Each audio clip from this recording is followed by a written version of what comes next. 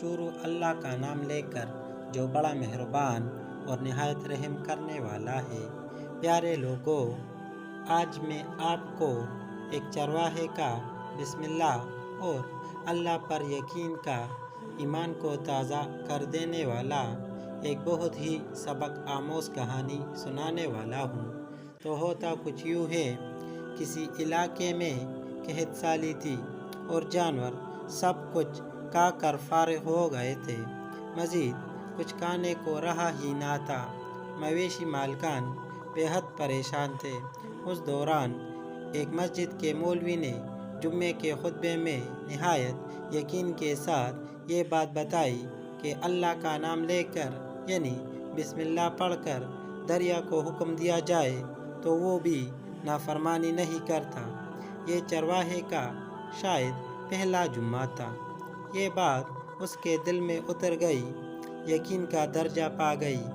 اس نے واپس آ کر اپنی بیڑے کو لی اور سیدھا دریا پر چلا گیا۔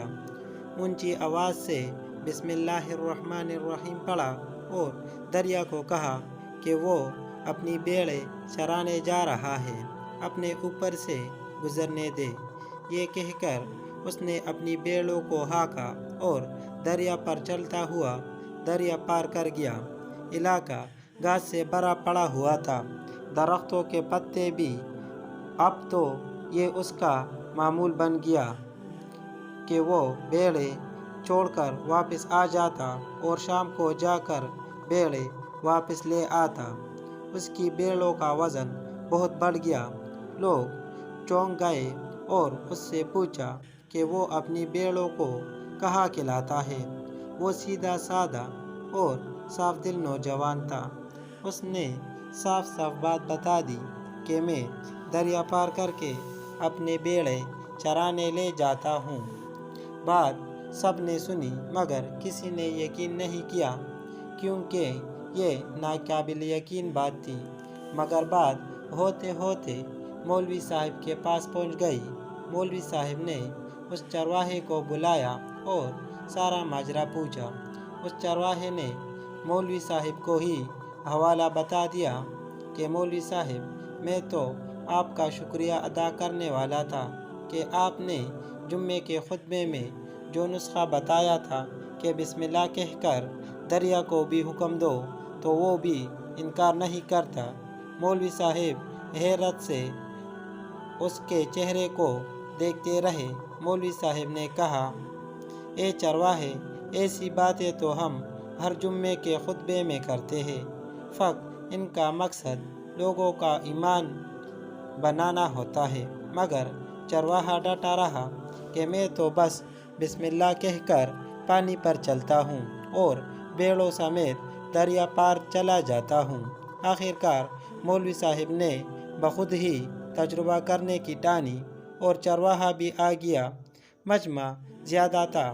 مولوی صاحب نے ایک دو بار سوچا کہ انکار کر دوں، مگر وہ جو مولوی صاحب کو کندھے پر اٹھا کے لے آئے تھے اب بھی جوش و خروش سے اللہ اکبر کے نعرے لگا رہے تھے، مولوی صاحب کے حق میں تعریفیں کر رہے تھے۔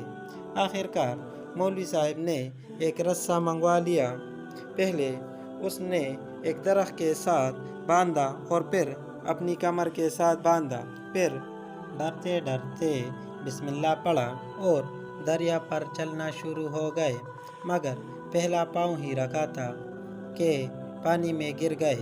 مولوی صاحب پانی میں ڈبکیاں کھانے لگے اور پانی کے بہاؤ میں بہنا شروع ہو گئے۔ لوگوں نے کھینچ کھینچ کر باہر نکالا۔